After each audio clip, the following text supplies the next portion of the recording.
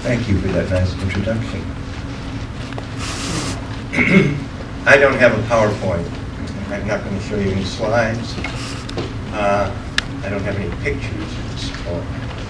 And I'm actually going to read it. It's not very long, so I think I won't have any problem getting through it in 40 minutes. Valid arguments, even those with true premises, don't take you very far if you don't know whether the premises are true.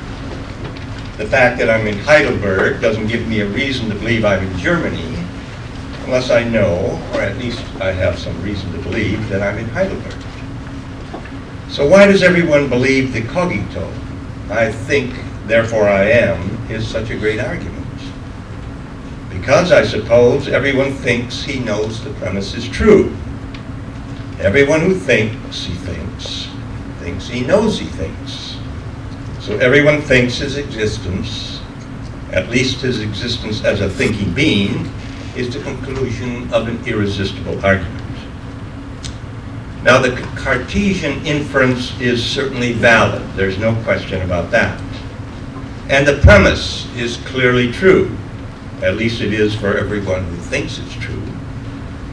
I'm not questioning either of these claims. I do, however, think it worth pondering the question of whether, and if so, how, one knows that this premise is true. Granted that it's true, how do you know it's true? What reason do thinkers have for thinking they think? Is it simply the fact that they think? Clyde has cancer, but the fact that he has cancer doesn't give him a reason to believe he has cancer. Why then should the fact that he thinks give him a reason to think he thinks?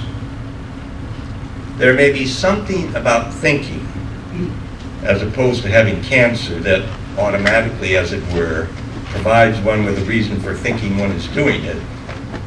But if so, we need to know what this is. Is it perhaps because one can think one has cancer and be wrong, but one can't think one thinks and be wrong? Is it, in other words, because thinking one thinks is, as philosophers like to put it, though Descartes expressed it differently, a self-verifying thought? Unlike the thought that one has cancer, or a thought about almost any other topic, the thought that one thinks has to be true. Now, the thought that one thinks is self-verifying, no doubt about it. But having this self-verifying thought doesn't mean one has a reason to think one thinks, not unless one has a reason to think one has this self-verifying thought, or any other thought. Remember, our question is, what reason does one have for thinking one thinks? It's not an answer to say that if one thinks, one can't be wrong. That just leaves the question, what reason does one have for thinking one thinks? We're back to where we started, maybe even a little behind where we started. Now, according to certain austere theories of knowledge, I'm thinking of some versions of reliability theory, the fact that this thought, the thought that one thinks, is self-verifying means that one knows one thinks merely by believing one thinks. Beliefs that are perfectly reliable, according to this view, qualify as knowledge. There is, however, nothing in such theories that provide help in my current project. There's nothing in such theories that reveals what reasons one has for thinking one thinks. On the contrary, according to such Spartan views of knowledge, one can know that P is true while having absolutely no reason for thinking it's true, while in fact having reason to think it's false.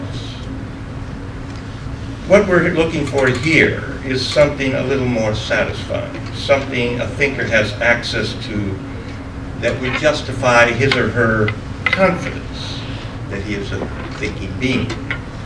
We are, that is, looking for reasons, whether or not such reasons are deemed necessary for knowledge, according to certain frugal, and I would argue, implausible conceptions of knowledge.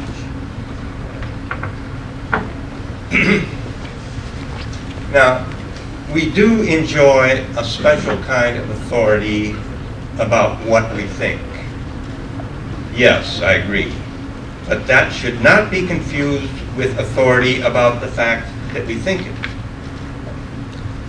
John Heil and Tyler Burge have argued, persuasively to my mind, that with respect to a certain limited class of thoughts, and they're thinking about currently conscious thoughts, we think whatever we think we think. We enjoy a kind of infallibility about what we think. This is so because in thinking I'm thinking P, I thereby think P. So I can't be wrong about it. It's like an exasperated mother saying to her misbehaving son, "I'm telling you, Billy, stop pestering your sister." Mother can't really be wrong about what she says to her son. She tells him whatever she says she tells him, because in saying what she is telling him to do, she thereby tells him to do it. Even if the words mother utters, the words "stop pestering your sister," mean by prior agreement between mother and son that he should get ready for bed, mother is still entirely correct in using the words "stop pestering your sister" to say what she is telling her son to do. She is, as she says she is, telling him to get ready for bed. So she can't be wrong, no matter what the words she uses mean. And the same is true for thought. There is no room for mistake at the second level, where you're thinking about what you're thinking. No matter what at the first level you happen to be thinking, that is, in what form or with what words in the language of thought.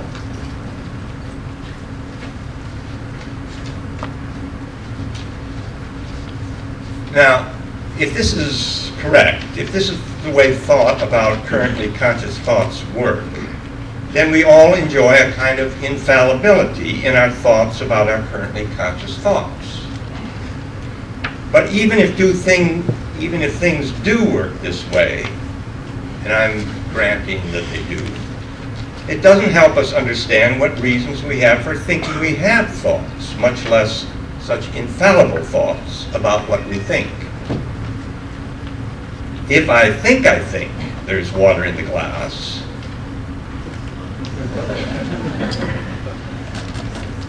then if Burge and Heil are right, that must indeed be what I think.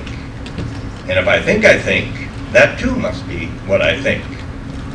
But what tells me, what reasons do I have to think I actually have these foolproof thoughts about what I'm now thinking? The answer to that question is not answered by the infallible nature of the higher order thoughts about one's own thoughts.